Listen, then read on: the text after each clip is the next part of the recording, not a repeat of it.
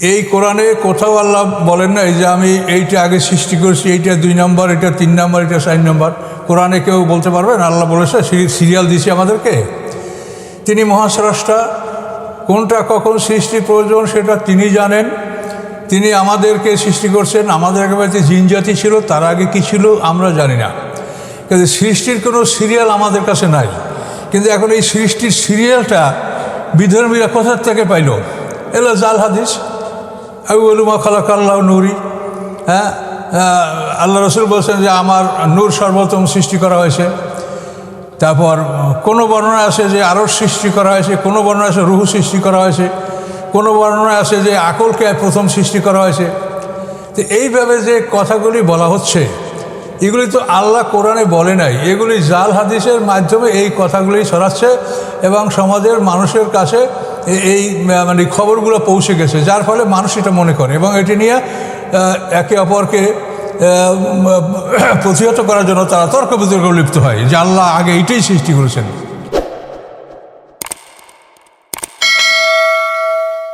আমরা একটা বিষয়ের উপর আলোচনা করব। বর্তমানে কোনো এক ইসলাম বিদ্বেষী আল্লাহ সম্পর্কে খারাপ মন্তব্য করেছে এবং এটা নিয়ে সমাজে একটা ধর্মীয় সহিংসতা ছড়িয়ে পড়ার সম্ভাবনা দেখা দিয়েছে। তো এটা একটা এমন এক মুহূর্তে হয়েছে যখন দেশের মানুষ নির্বাচন নিয়ে চিন্তাভাবনা করছিল। আসলে এর উদ্দেশ্য হলো যে মানুষকে যেন নির্বাচন থেকে ডাইভার্টেড করা যায় বা তাদেরকে মানে একটা এভিয়েশন মানে একটা পদস্খলন ঘটানো যায়, এই জন্য এই সমস্ত কুচক্রী মহল এগুলো করে। তো এ ব্যাপারে আমাদের সকলকে সতর্ক হতে হবে। তো আমরা এই সম্পর্কে আমরা কোরআন থেকেই খুঁজবো যে আল্লাহর কোরআনের কোনো সমাধান আমাদের আছে কিনা, আমরা পাই কিনা, এটা আমরা দেখব। সম্মানিত সুধী, আল্লাহর যাতে সম্মান ক্ষুণ্ণ না হয় এই জন্য আল্লাহ তাআলা আমাদেরকে সতর্ক করেছেন। মা কাদারুল্লাহ হাক্কা কাদরি, আল্লাহ বলেছেন যে মানুষেরা আল্লাহকে যথাযথ সম্মান দিল না। এখন সম্মান যারা দিবে না তারা নাই দিক, এজন্য আমরা দায়ী না, কিন্তু আমরা এমন কিছু করব না যেটা আল্লাহর সম্মান ক্ষুণ্ণ করতে পারে, আমাদের লক্ষ্য রাখতে হবে সেটা। এবং এই ক্ষেত্রে আল্লাহ তাআলা সূরা আনামের 108 নম্বরে আল্লাহ তাআলা ঘোষণা করেছেন, ওয়ালা তাসুব্বুল্লাযীনা ইয়াদউনা মিন দুনিল্লাহি ফায়াসুব্বুল্লাহ আদওয়াম বিগাইরি ইলম। আল্লাহ বলেন, আল্লাহর পরিবর্তে ওরা যা দেবদেবী পূজা করে তোমরা সেই দেবদেবীকে গালি দিও না। যদি তোমরা ওদের দেবদেবীকে গালি দাও তাহলে ওরা তোমাদের আল্লাহকে গালি দিবে অজ্ঞতাবশত, বিদ্রোহবশত। তাহলে এখন আল্লাহকে গালি দেওয়ার পথ বন্ধ করার জন্য আল্লাহ আমাদেরকে আদেশ দিলেন যে বিধর্মীদের দেবদেবীকে তোমরা গালি দিবে না। এটা দিলে আল্লাহকে গালি দেওয়ার একটা রাস্তা খুলে যাবে, একটা পথ উন্মুক্ত হবে। তাহলে আল্লাহর সম্মানার্থে আমাদের এই আজ থেকে আমাদের জানতে হবে যে কোনো কিছু পদক্ষেপ আমরা এমন নেব না যার ফলে আল্লাহর সম্মান ক্ষুণ্ণ হতে পারে। ঠিক তেমনি আল্লাহ সম্পর্কে যারা সমালোচনা করে তাদের এই সমালোচনার জন্য আমরা কিন্তু একটা রাস্তা তৈরি করে দিচ্ছি। এটা হলো মস্ত বড় দুঃখজনক কথা। সেই রাস্তাটা কি? আল্লাহ তাআলা কোরআন পাকে কোথাও বলে, আমাদের ধর্মগ্রন্থ, আমাদের আইন বই হলো আল কোরআন। এই কোরআনে কোথাও আল্লাহ বলেন নাই যে আমি এইটা আগে সৃষ্টি করছি, এইটা 2 নম্বর, এটা 3 নম্বর, এটা 4 নম্বর। কোরআনে কেউ বলতে পারবেন আল্লাহ বলেছে সিরিয়াল দিয়েছে আমাদেরকে? তিনি মহাস্রষ্টা, কোনটা কখন সৃষ্টি প্রয়োজন সেটা তিনি জানেন। তিনি আমাদেরকে সৃষ্টি করছেন, আমাদের একেবারে জিনজাতি ছিল, তার আগে কী ছিল আমরা জানি না। কিন্তু সৃষ্টির কোনো সিরিয়াল আমাদের কাছে নাই। কিন্তু এখন এই সৃষ্টির সিরিয়ালটা বিধর্মীরা কোথার থেকে পাইল? এলো জাল হাদিস। আউয়ালুমা খালাকাল্লাহু নূরি। হ্যাঁ, আল্লাহ রসুল বলছেন যে আমার নূর সর্বপ্রথম সৃষ্টি করা হয়েছে। তারপর কোনো বর্ণনা আছে যে আরশ সৃষ্টি করা হয়েছে, কোনো বর্ণনা আছে রুহু সৃষ্টি করা হয়েছে, কোনো বর্ণনা আছে যে আকলকে প্রথম সৃষ্টি করা হয়েছে। তো এইভাবে যে কথাগুলি বলা হচ্ছে, এগুলি তো আল্লাহ কোরআনে বলে নাই, এগুলি জাল হাদিসের মাধ্যমে এই কথাগুলি ছড়াচ্ছে এবং সমাজের মানুষের কাছে এই মানে খবরগুলো পৌঁছে গেছে, যার ফলে মানুষ এটা মনে করে এবং এটি নিয়ে একে অপরকে প্রতিহত করার জন্য তারা তর্ক বিতর্ক লিপ্ত হয় যে আল্লাহ আগে এইটাই সৃষ্টি করেছেন। কিন্তু এগুলি কোরআনে কোথাও এই সিরিয়াল করা নাই। কাজে আমরা এটা সিরিয়াল করতে কেন যাব? কোরআনে আল্লাহ আমাদেরকে কি বলেছেন? কোরআনে আল্লাহ বলেছেন যে স্পষ্ট আয়াতগুলি মুহকামাত, এগুলি তোমরা দেখো, এই স্পষ্ট আয়াতগুলি যা আসে এগুলিতে যা বলা আছে এগুলো তোমরা শোনো, অন্যদিকে শোনাও, আমল করো, এগুলির মধ্যেই তোমাদের সমস্ত কল্যাণ নিহিত।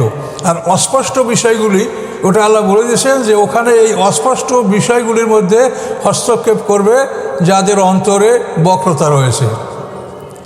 ফি কুলুবিন জায়গুন, মানে যাদের অন্তরে বক্রতা তারাই এই অস্পষ্ট জিনিসের পিছে পড়ে এগুলো অনুসন্ধান করবে। কিন্তু মোমেনদেরকে আল্লাহ এটা বলেন নাই, তাদেরকে বলেছেন যে তোমরা স্পষ্ট আয়াতগুলির উপরে তোমরা অনুসন্ধান করো, তোমরা নিজেরা চলো, অন্যদেরকে চলতে বলো এবং এগুলি তোমার প্রচার করো।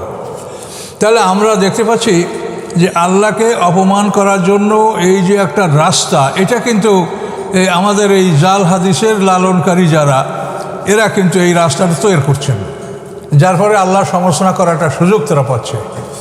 কাজে আমরা স্পষ্টভাবে বলবো যে আল্লাহ এর কোনোটাই বলেননি।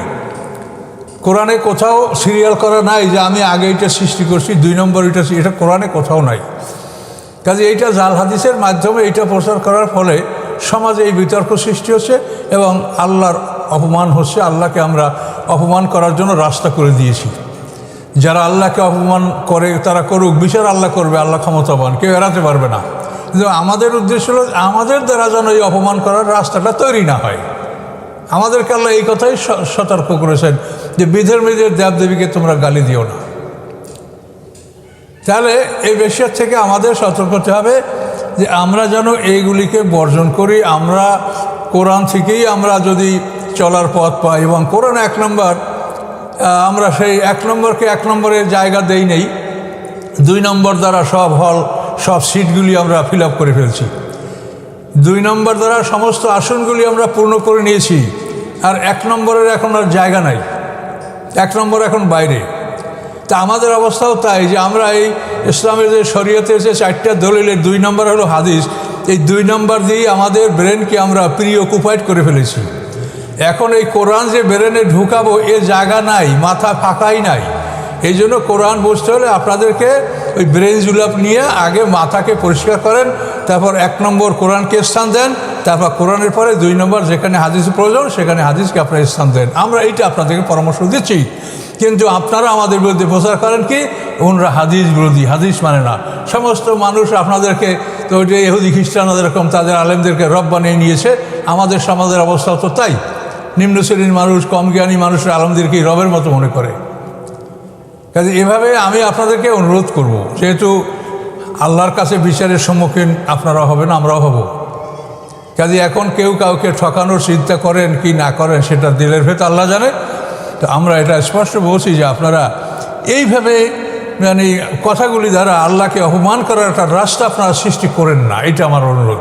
নমরুদ আল্লাহকে তীর মেরেছে, ফেরাউন আল্লাহকে দেখার জন্য অট্টালিকা নির্মাণ করেছে, করুক, কিন্তু আমরা যেন কোনো পথ সৃষ্টি না করি যে এই পথের মাধ্যমে আল্লাহর সমালোচনা করা যায়। আল্লাহ এটা আমাদেরকে সূরা আনামের 108 নম্বর আয়াতে এটাই একটা দৃষ্টান্ত দিয়ে বলেছেন যে তোমরা সতর্ক হও, বিধর্মীদের দেবদেবীকে গালি দিও না, যদি তা করো তাহলে ওরা তোমার আল্লাহকে গালি দিবে। কাজে আল্লাহকে গালি দেওয়া যায়, আল্লাহকে অপমান করা যায় এমন কোনো কাজ তোমরা করো না, এমন কোনো রাস্তা তোমরা আবিষ্কার করো না। এটা হলো আল্লাহর নির্দেশ। কাজে আমরা এই কথাটা বলছি। এবং যে আল্লাহর ব্যাপারে সমালোচনা করেছে সেটা ব্লাসফেমি আইন আছে, সেই আইনের মাধ্যমে তার যেটা ন্যায়সঙ্গত বিচার হওয়া উচিত সেটা আইনের মাধ্যমেই হবে। সে ব্যাপারে কোনো শৃঙ্খলতা বা এই দরাদরি মানে হুড়াহুড়ি এগুলি যেন না হয়, এটা কাম্য নয়। আমি গতকালকের পেপারে একটা জিনিস খুব দুঃখজনক যে ভিসিএস ক্যাডাররা তারা 5 ঘন্টা রাস্তা অবরোধ করে রেখেছে, তারপর তাদেরকে অপসারণ করার জন্য সেখানে জলকামান, সাউন্ড গ্রেনেড, লাঠিচার্জ এগুলি করতে হয়েছে। এটা অত্যন্ত দুঃখজনক একটা জাতির জন্য যে এই ভিসিএস ক্যাডারের যারা লোক, এদের সেই যে 1 নম্বর সিটিজেন কি বাংলাদেশের আছে, তারা 5 ঘন্টা রাস্তা অবরোধ করে রাখে, তাহলে এরা ক্ষমতায় গেলে কি করবে? এরা তো 24 ঘন্টা অবরোধ করবে। কাজে এদেরকে পুলিশে টাকা হারায়, লাঠি চার্জ করে, এটা দুঃখজনক, দুঃখ লাগে যে এই লোকগুলো উপরে লাঠি করবেটা কি বলেন? দেখিস তো দৃশ্যটা, তাকাই আমরা 5 ঘন্টা ধরে তারা রাস্তা অবরোধ করেছে। এইটা যদি দেশের 1 নম্বর নাগরিকরা করে তো অন্যরা কী করবে? কাজে এই জন্য আপনারা হুশ করে কাজ করেন, জ্ঞানের সদ্ব্যবহার করেন, এগুলি নিয়ে দলাদলি হুড়াহুড়ি করবেন না। এগুলি নিয়ে যেটা আইনে আছে সেই আইন অনুযায়ী এটার বিচার হোক। আইন আছে, ব্লাসফেমি আইন, এটা আন্তর্জাতিকভাবে এটা স্বীকৃত যে কোনো ধর্মকে কটাক্ষ করা, কোনো ধর্ম সম্পর্কে সমালোচনা করা, এর জন্য বিধান আছে, সেই বিধানে তার বিচার হোক। এর জন্য রাস্তাঘাটে আপনারা অশান্তি সৃষ্টি করবেন না, এটা আমার অনুরোধ। একটা প্রসঙ্গ। দ্বিতীয় প্রসঙ্গ হচ্ছে আমাদের রাসূল সাল্লাল্লাহু আলাইহি ওয়াসাল্লাম, তাকে যেন আমরা অপমান না করি, এজন্য আল্লাহ তাআলা কোরআনে কঠিন আদেশ দিয়েছেন। এটা আপনি শুনলে ঘাবড়ে যাবেন। সূরা হুজুরাতে আল্লাহ বলেন, আউযু বিল্লাহি মিনাশ শাইতানির রাজীম, ইয়া আইয়ুহাল্লাযীনা আমানু লা তারফাউ আসওয়াতাকুম ফাওকা সাওতিন নবী। হে ঈমানদারগণ, তোমরা রাসূলের কণ্ঠস্বরের চেয়ে উঁচু স্বরে তোমরা কথা বলবে না। যে মজলিসে আল্লাহর রসুল উপস্থিত আছেন সেখানে তার কণ্ঠস্বরে সে উঁচু স্বরে তোমরা কথা বলবে না। তাহলে রাসূলের আদব কতখানি করতে বলা হয়েছে দেখেন তো কোরআনে। এরপরে দ্বিতীয় আয়াতে বলা হয়েছে যে প্রথম আয়াতে বলা হয়েছে লা তুকাদ্দিমু বাইনা ইয়াদাল্লাহি ওয়া রাসূলি, মানে আল্লাহ এবং আল্লাহর রসুলের কোনো বিষয়ে অগ্রগামী হবে না। অর্থাৎ আল্লাহ রসুল একটা মজলিসে আসেন, সেখানে কোনো প্রশ্ন বা কেউ জিজ্ঞাসা থাকলে সেটা রাসূলের আগেই তোমরা জবাব দিতে চেষ্টা করবে না, রসুলের আগে না। তিনি আসেন, তিনি কি সিদ্ধান্ত দেন সেটা তোমরা শুনবে, কিন্তু তার আগেই তোমরা কিছু করার চেষ্টা করবে না। রসুলের আগে তোমরা অগ্রবর্তী হবে না, অপেক্ষা করবে তিনি কি বলেন, কি ফয়সালা দেন সেটা তোমরা শুনবে, তোমরা নিজেরা তার আগে কিছু বলা বলি করবে না। দ্বিতীয়তে বলা হয়েছে যে তার কণ্ঠস্বরে সেইটা তোমরা উচ্চস্বরে কোনো কথা বলবে না। তাহলে আল্লাহর রাসূলকে এতখানি সম্মান করতে আল্লাহ বলেছেন, এবং সামনে বলেছেন আল্লাহ যে যদি এগুলি তোমরা অমান্য করো তাহলে আনতাহাবাতা আমালুকুম ওয়া আনতুম লা তাশউরুন, তোমাদের আমল নষ্ট হয়ে যাবে, তোমাদের আমলটা ডিলিট হয়ে যাবে, তোমরা জানতে পারবে না। তো রাসূলের সাথে এতটুক বেয়াদবি করলে যে তিনি আসেন, লোকেরা ফয়সালার জন্য আসে, তো রাসূলের বলার আগেই তোমরা সিনিয়র সাহাবীরা তার ফয়সালা দিতে শুরু করলে, এটা করবে না। উঁচু স্বরে রাসূলকে ডাকবে না, একে অপরকে যেরকম উচ্চ স্বরে ডাকবে না। তিনি মজলিসে আসেন, তিনি মজলিসের প্রধান, কাজেই তার কণ্ঠস্বরের চেয়ে তোমাদের কণ্ঠস্বর যেন উঁচু না হয়। এবং এগুলি এত বড় অপরাধ গণ্য করা হয়েছে যে এগুলি যদি তোমরা অমান্য করো তা তোমাদের আমল নষ্ট হয়ে যাবে, আমল ডিলিট হয়ে যাবে, তোমরা জানতেও পারবে না। এখন রাসূলের সম্মান, এখানেও আমরা দেখব যে কতগুলি জাল হাদিসের মাধ্যমে রাসূলকে অপমান করা হচ্ছে। যেমন দেখেন, খুবই দুঃখজনক ব্যাপার যে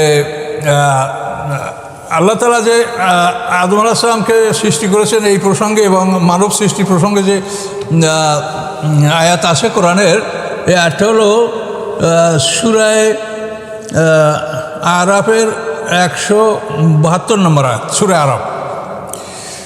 এই সূরা আরাফে আল্লাহ তাআলা বলেন, আউযু বিল্লাহি মিনাশ শাইতানির রাজীম, ওয়াইদ আখাযা রাব্বুকা মিন বানি আদমা মিন যুহুরিহিম যুররিয়াতাহুম ওয়া আশহাদাহুম আলা আনফুসিহিম আলাস্তু বিরাব্বিকুম ক্বালু বালা শাহিদনা আন তাকুলু ইয়াওমাল কিয়ামাতি ইন্না কুন্না আন হাযা গাফিলিন। আচ্ছা, এখানে সূরা আরাফের 172 নম্বর আয়াতে আল্লাহ বলছেন যে স্মরণীয় ঘটনা যখন আপনার রব হে মুহাম্মদ সাল্লাল্লাহু আলাইহি ওয়াসাল্লাম আদম সন্তানদের পিঠ থেকে বের করলেন। বানি আদমা মেন জুহুরিহিম, এই হিম হুয়া হুমা হুম বহু বচন, তাদের পিঠ থেকে যুররিয়াতাহুম তাদের সন্তান, মানে আদম সন্তানদের পিঠ থেকে বের করা হয়েছে। কীরকম? আদম আলাইহিস সালামকে থেকে তার 120 জোড়া সন্তান বের করা হয়েছে। এরপরে সেই 120 জোড়া সন্তান থেকে যারা পৃথিবীতে আসবে তাদেরকে ওই 120 জোড়া সন্তানের পিঠ থেকে নেওয়া হয়েছে। এরপরে যারা আসবে তাদের পিঠ থেকে নেওয়া হয়েছে। এভাবে আপনার পিঠ থেকে, আমার পিঠ থেকে যারা পৃথিবীতে আসবে তাদেরকে ওই সময় নেওয়া হয়েছে। নেওয়ার পরে একটা প্রশ্ন করা হয়েছে, আলাস্তু বিরাব্বিকুম, এই প্রশ্নের জবাব শেষ, ক্বালু বালা। এরপরে মৃত্যু দেওয়া হয়েছে, আবার যাকে যেখান থেকে বের করা হয়েছিল তাকে সেখানেই ঢুকে দেওয়া হয়েছে, যেখান থেকে বের করা হয়েছিল ওখানেই তাকে ঢুকিয়ে দেওয়া হয়েছে।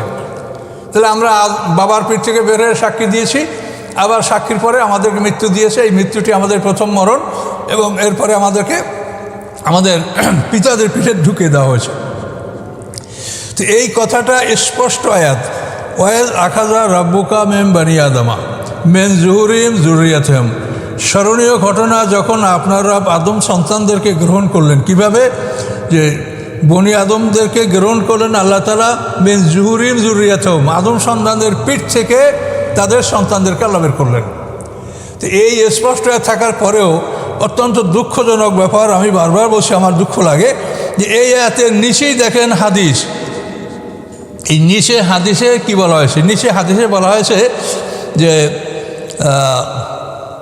ওমর ফারুক থেকে এই হাদিসের রেফারেন্স বলা হয়েছে। ওমর ফারুককে জিজ্ঞাসা করা, তিনি বলেছেন কি, ফকাল রাসূলুল্লাহ সাল্লাল্লাহু আলাইহি ওয়াসাল্লাম, আল্লাহ রসুল বলেছেন, ইন্নাল্লাহ আযজা ওয়া জাল্লা খালাকা আদমা, যে আল্লাহ তাআলা মহাসম্মানের মালিক আল্লাহ তাআলা তিনি আদমকে সৃষ্টি করেছেন। সুম্মা মাসাহা জহারাহু বিয়ামিনহি, তারপর আল্লাহ তাআলা তার ডান হাত দ্বারা আদম আসে পিঠে মশা দিয়েছেন। আদম আসে পিঠে মশা দিয়া ফাস্তাখরাজা মিনহু, এবং তার থেকে বের করেছেন যুররিয়াতান, সন্তানগুলি। পিঠ থেকে প্রথম মশা দিয়ে সন্তানগুলি বের করলেন। ফকাল, এবং বললেন, খলাকতু হাউলাইল জান্নাহ, এদেরকে আমি জান্নাতের জন্য সৃষ্টি করেছি। অবে আমালে হালে জান্নাহ, এবং আহলে জান্নাতের আমল তারা করবে। সুম্মা মাসা, এই তোর প্রথম মশা। সুম্মা মাসা জাহারাহু, এরপরে দ্বিতীয়বার আল্লাহ তাআলা তার পিঠে মশা দিলেন। ফাস্তাখরাজা মিনহু যুররিয়াতাহু, এরপরে সেখান থেকে আদম সন্তানদেরকে আবার বের করলেন দ্বিতীয়বার। ফকাল, এবং বললেন, খলাকতু হাউলাইল নার, এদেরকে আমি আগুনের জন্য, দোজখের জন্য সৃষ্টি করেছি। ওই আমল আমালা আহলেন নার, এবং তারা দোজখবাসীদের আমল করবে, দোজখের আমল করে তারা দোজখে যাবে। তাহলে এখন আল্লাহ বললেন যে আমি আদম সন্তানদের পিঠ থেকে বের করছি, আর নিচেই হাদিস যে আদম আলাইহিস সালামের পিঠ থেকে আল্লাহ সবাইকে বের করলেন। প্রথম মশা দিয়া জান্নাতীদেরকে, দ্বিতীয় মশা দিয়া জাহান্নামীদেরকে। এই আচ্ছা, এই হলো এক হাদিস। দ্বিতীয় হাদিস দেখেন, দ্বিতীয় হাদিসে বলা হয়েছে, ইন্নাল্লাহ মাসা সফাতা জাহারা আদামুল ইয়ামনা, যে আল্লাহ তাআলা আদম আলাইহিস সালামের পিঠের ডান দিকে মশা দিয়েছেন। মশা দিয়ে ফাস্তাখরাজা মিনহু যুররিয়াতান বাইদা, এবং ডান দিকে মশা দিয়া তিনি মানে শুভ্র সাদা সন্তানদেরকে বের করলেন। কাহাইয়াতে জুর, এবং এগুলির দৃশ্য ছিল অনুর মতো, অনু যার মানে অনু। তাহার রাখো না, এবং সেগুলি নরচর করতেছিল। এভাবে প্রথম বের করলেন। সুম্মা মাসাহা সাফাতা জাহারাহু, এরপর দ্বিতীয়বারে আল্লাহ তাআলা তার পিঠে মশা দিলেন বাম সাইডে, বাম দিকে, আদমের পিঠের বাম দিকে। ফাস্তাখরাজা মিনহু যুররিয়াতান, এবং এর থেকে বের করলেন তার সন্তানদেরকে সাউদা, যারা সম্পূর্ণ কালো। কাহাইয়াতে জোরের, তারা অনুর মতো ছোট ছিল। ফকালা, অতঃপর আল্লাহ তাআলা বলেন, ইয়া আদম, হে আদম, হাজি যুররিয়াতুকা, এগুলি তোমার সন্তান। সুম্মা কালা, এরপর বললেন, লাহুম, তাদের জন্য, আলাস্তু বিরাব্বিকুম, আমি কি তোমাদের রব নই? কলু বালা, তারা বলল হ্যাঁ। ফকালা, এরপরে আল্লাহ তাআলা বললেন, লিল বাইজে, সবুজ মানে শুভ্রদের জন্য, সাদা পরিষ্কার যারা, তাদের জন্য বললেন, হাউলাই ফিল জান্নাতে, এরা জান্নাতে যাবে, বেরহমাতি, আমার রহমতে, আল্লাহ উবালি, আমি পরোয়া করি না। ওহম আসহাবুল ইয়ামিন, এবং এরা ডান হাতের অধিকারী। ওয়াকাল আল সুদে, এবং আল্লাহ তাআলা কালোদেরকে বললেন, হাউলাই ফিল নার, এরা আগুনে যাবে, আল্লাহ উবালি, আমি পরোয়া করি না। ওহম আসহাবুল শিমাল, এবং এরা বাম হাতে আমলনামা পাবে। সুম্মা আদাহম জামিয়া, এরপরে সবাইকে আবার ফিরিয়ে দিলেন আল্লাহ তাআলা ফি সলভি, আদমের পিঠে। এখন দেখেন এই দুইটি হাদিস, প্রথমটায় বলা হলো যে আদমের পিঠ থেকে বের করা হয়েছে প্রথমবারে জান্নাতীদেরকে, দ্বিতীয়বার পিঠ থেকে জাহান্নামীদেরকে বের করা হয়েছে, এবং জান্নাতীরা জান্নাতের আমল করে জান্নাতে যাবে, এবং জাহান্নামীরা জাহান্নামের আমল করে জাহান্নামে যাবে। এলো প্রথম হাদিস। দ্বিতীয় হাদিসে বলা হলো যে না, আদম আলাইহিস সালামের পিঠের ডান দিক থেকে জান্নাতীদেরকে বের করা হয়েছে, বাম দিক থেকে জাহান্নামীদেরকে বের করা হয়েছে, এবং এদেরকে কোনো আমলের কথা বলা হয়নি। আল্লাহ বলছেন যে আমি পরোয়া করি না, এই ডান দিকের এরা জান্নাতে যাবে আর এরা জাহান্নামে যাবে, আমি পরোয়া করি না। তাহলে এখন আল্লাহ রসুল কোনটা বলেছেন? এখন যদি একজন সমালোচক বলে যে তোমাদের রসুলের কোনটা মানবো আমরা, বলেন কি জবাব আছে আপনার কাছে? ওই আল্লাহকে যেরকম ওরা গালি দিয়েছে, আবার রাসূলকে গালি দেওয়ার জন্য আপনারা পথ সৃষ্টি করে দিচ্ছেন এই হাদিসের মাধ্যমে। কাজে আমি বলবো যে এই হাদিস একটাও ঠিক নেই, সব জাল। তার কারণ আল্লাহ তাআলা স্পষ্ট বলছে যে আদম সন্তানদের পিঠ থেকে, প্রত্যেকটা মানুষ তার পিতার পিঠ থেকে জন্মগ্রহণ করে। তো আপনার চোখে দেখছেন পৃথিবীতে, আমিও তো এরভাবে জন্মগ্রহণ করেছি। তাহলে এখন এই জন্মটা প্রত্যেকটা পুরুষের পিঠ থেকেই তার সন্তান জন্মগ্রহণ করেছে, প্রথমবার সাক্ষী দিয়েছে, তারপর মৃত্যুর পরে পিতার পিঠে ঢুকানো হয়েছে এবং পিতার পিঠ থেকে আমরা দুনিয়াতে আসছি। এটা আপনারা দেখতেছেন কোরআন আয়াত, কিন্তু সেখানে এই দুটো হাদিসই কোরআনের খেলাফ। আবার দুইটা হাদিস দুই রকম। তাহলে আপনারা এভাবে রাসূলকে অপমান করার জন্য এই হাদিস খারাপ করেছেন। তাহলে এই হাদিস কি মুসলমানে করেছে বলেন? আমি তো বিশ্বাস করি না। আপনারা বলবেন, আপনারা তো বলেই ফেলেছেন যে আপনি বোঝেন, আগের মাসে বুঝতো না। আমি আগের পরের বুঝি না, আমি তো কোরআন থেকে বলছি। আমি কি নিজে বলছি নাকি যে আমি বুঝি, আমার কথা শোনেন আপনারা? বলছি আমি তো কোরআন দেখিয়ে দিয়েছি আপনাদেরকে যে কোরআন থেকে দেখেন।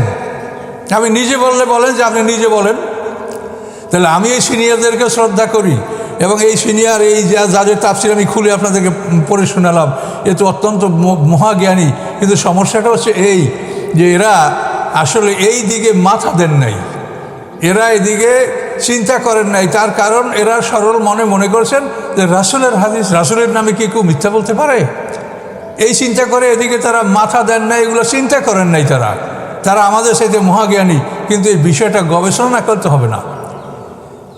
যারা আকাশে যায়, চাঁদে যায়, তারা আমাদের সাথে মহাজ্ঞানী, কিন্তু ধর্ম সম্বন্ধে তো এক লাইনও জানে না। কেন এদিকে তারা মাথা দেয় নেই? বেহেশতের মধ্যে এই আদম হাওয়া যে নিষিদ্ধ বৃক্ষের ফল ভক্ষণ করলেন, এটা কখন করলেন? ওয়াকাসামাহুমা ইন্নী লাকুমা লামিনান নাসিহিন, যখন শয়তান তাদের কাছে কসম করে বলল যে আমি আল্লাহর কসম করে বলছি, আমি তোমাদের শুভাকাঙ্ক্ষী, আমি তোমাদের কল্যাণকামী, তোমরা এই গাছের ফল খেলে ফেরেশতা হয়ে থাকবে, অমর হয়ে থাকবে, তোমরা ভক্ষণ করো। তখন আদম হাওয়া মনে করলেন যে আল্লাহর নামে কসম করে কেউ মিথ্যা বলতে পারে না। এই কথাই কিন্তু, এই চিন্তাই কিন্তু তারা নিষিদ্ধ বৃক্ষের ফল ভক্ষণ করেছিল। আর আমাদের আলেমদের মধ্যেও ঠিক ওই ধরনের ভুল চলে আসে যে তারা রাসূলের নামে বলা হয়েছে, এটা কি কেউ রাসূলের নামে মিথ্যা বলতে পারে? কিন্তু আসলে যারা চুরি করে তারা তো এইভাবেই করে।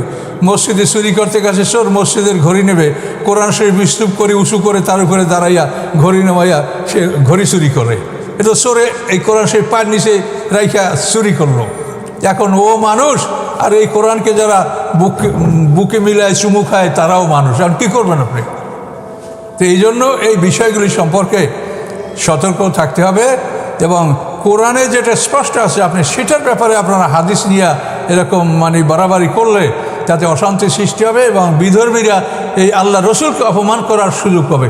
আপনি হাদিসের ক্ষেত্রে যখনই যাবেন ম্যাক্সিমাম হাদিসই দেখবেন যে একটা কথা নানাভাবে বলা হয়েছে।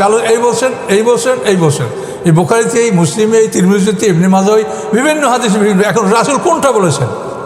এগুলির মাধ্যমে তো রাসূলকে আপনারা সমালোচনার মধ্যে ফেলবেন যে তিনি কেমন করে বিশ্বের 1 নম্বর মানুষ হন। তিনি তো নানাবিধ কথা বলেছেন। কাজেই আল্লাহর কাছে আমরা সবাই পানা চাই যে আমরা যেন আল্লাহকে অপমান না করি, রাসূলকে অপমান না করি এবং অন্য অপমান করবে সেই সুযোগ যেন আমরা সৃষ্টি করে না দেই। এটি আমার অনুরোধ। এ বলে আমি আমার বক্তব্য শেষ করছি।